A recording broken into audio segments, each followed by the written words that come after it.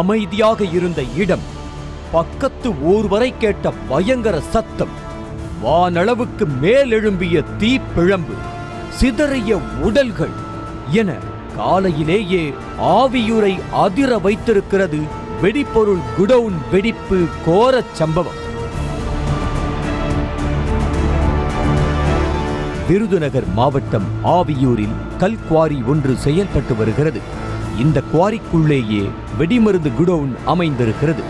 இந்த குடவுனில் இருந்துதான் அனைத்து கல்குவாரிகளுக்கும் வெடிமருந்து சப்ளை ஆகிறது என்ற நிலையில் வழக்கம் போல குடவுனுக்கு வெடிபொருள் சரக்கு வந்திருக்கிறது. மே தினத்திற்கு விடுமுறையாக இருந்தும் கூட தொழிலாளர்கள் 3 பேரை மட்டும் அழைத்து குடவுன் உரிமையாளர் சேத்துராமன் பணிக்கு வரவழைத்ததாக கூறப்படுகிறது. அதுக்கு லீவு தான் இருந்தாரு, இருந்தவரை வர சொல்லிட்டாங்களே, போன் போட்டு வர சொல்லி தான் வந்திருக்காரு.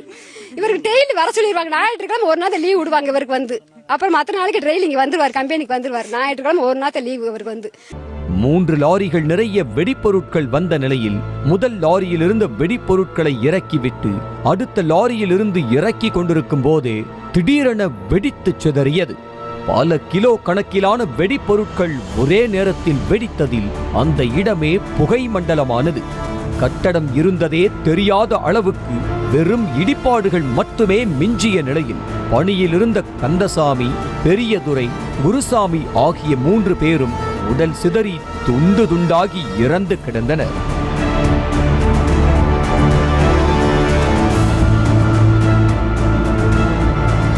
தொழிலாளர்கள் உயிரிழந்த தகவல் தெரிந்து சம்பவ இடத்தில் கூடிய குடும்பத்தினர் கதறி துடித்து அழுதது காண்போருக்கும் கண்கலங்கச் செய்தது.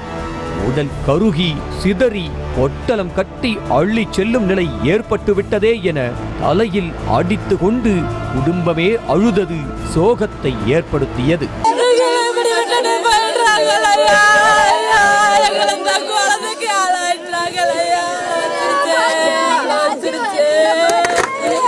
இறக்காமல் ஒரு லாரி நிறைய இருந்த 1000 கிலோ வெடிமருந்தை பறிமுதல் செய்தனர். வெடிமருந்து குடவுன் உரிமையாளரும் அருகில் உள்ள குவாரி உரிமையாளரும் பங்குதாரர்கள் என்ற நிலையில் குடவுன் விபத்தை அடுத்து குவாரிக்கு எதிராக மக்கள் சாலை மறியலில் ஈடுபட்டதால் போக்குவரத்து ஸ்தம்பித்து வாகனங்கள் வரிசை கட்டி நின்றன.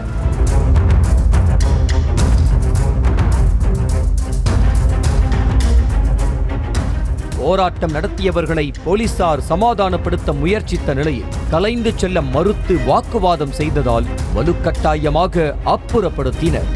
அப்போது போலீசாருக்கும் போராட்டம் நடத்தியவர்களுக்கும் இடையே கடும் தள்ளுமுள்ளு உருவானது. விபத்து சம்பவம் தொடர்பாக குடவுன் உரிமையாளர் சேத்துராமனை ஆவியூர் போலீஸ் கைது செய்துள்ளது. பணியில் இருந்த 3 தொழிலாளர்களும் வெடிமருந்து கையாள பயிற்சி பெற்றவர்கள் என கூறப்படுகிறது. அத்தோடு வெடிமருந்து குடவுனும் முறையாக உரிமம் பெற்றுதான் இயங்கி வந்திருக்கிறது. சம்பந்தப்பட்ட குடவுனில் ஒரே நேரத்தில் 1500 கிலோ வெடிப்பொருட்கள் மட்டுமே கையாள வேண்டும் என்ற நிலையில் விதிகளை மீறி அதிகளவில் வெடிப்பொருட்கள் கொண்டு வரப்பட்டதா என சந்தேகம் எழுந்திருக்கிறது. ஏனென்றால் காவல்துறை பறிமுதல் செய்த வெடிப்பொருட்களின் அளவே 1000 கிலோ என்பதால் அதிகளவில் வெடிப்பொருட்கள் கொண்டு வந்திருக்கலாம் என கூறப்படுகிறது. அத்தோடு விபத்து நிகழ்ந்த குடவுனில் இருந்துதான் மதுரை, விருதுநகர் பகுதியில் கல்குவாரிகளுக்கு வெடிமருந்து சப்ளை ஆகும் என்ற நிலையில் பழைய ஸ்டாக் எதுவும் வைக்கப்பட்டிருந்ததா என்றும் விசாரணை நடக்கிறது.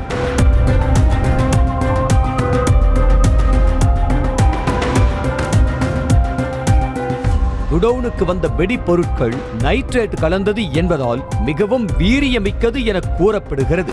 மேலும் இது மாதிரியான வெடிப்பொருட்களை எடுத்து வரும்போது அதற்கென இருக்கும் பிரத்யேக வாகனங்களில் தான் எடுத்து வர வேண்டும் என்பது விதியாக இருக்கும் நிலையில் அதில் ஏதேனும் விதிமீறல்கள் நடந்திருக்கிறதா என விசாரணை நடந்து வருகிறது. இருக்கால செக் பண்ணிட்டு இருக்கோம். ஃபர்தரா இவங்க ப்ராப்பர் ட்ரெயின்டு பர்சன்ஸா என்னங்கிறது பார்க்குறோம். அதே போல் எக்ஸ்ப்ளோசிவ்ஸ் வேன், அதுக்கான வேனில் தான் எடுத்துகிட்டு வரணும். அது ஒரு வேன் இருக்குது. பட் அதோட கூட எக்ஸ்ட்ரா வேறு ஏதாவது வண்டி எடுத்துகிட்டு வந்தாங்களா அதையும் வந்து வெரிஃபை பண்ணிட்டு. செய்திகளை உடனுக்குடனும் துல்லியமாகவும் தெரிந்து கொள்ள சப்ஸ்கிரைப் பண்ணுங்க.